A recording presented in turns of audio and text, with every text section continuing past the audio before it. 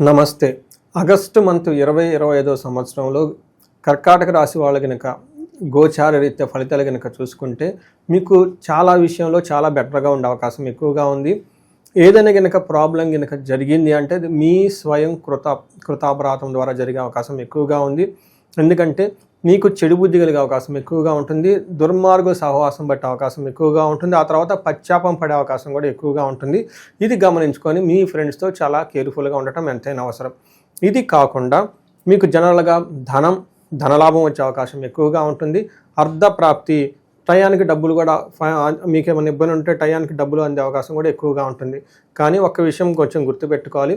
మీకు అవమానాలు జరిగే అవకాశం ఎక్కువగా ఉంటుంది. మిమ్మల్ని పన్నాగం పన్ని మిమ్మల్ని బయటకి ఇచ్చే అవకాశం ఎక్కువగా ఉంటుంది. అగౌరవం పడిచే అవకాశం ఎక్కువగా ఉంటుంది. నమ్మిన వాళ్ళతో కొంచెం జాగ్రత్తగా ఉండటం ఎంతైనా అవసరం.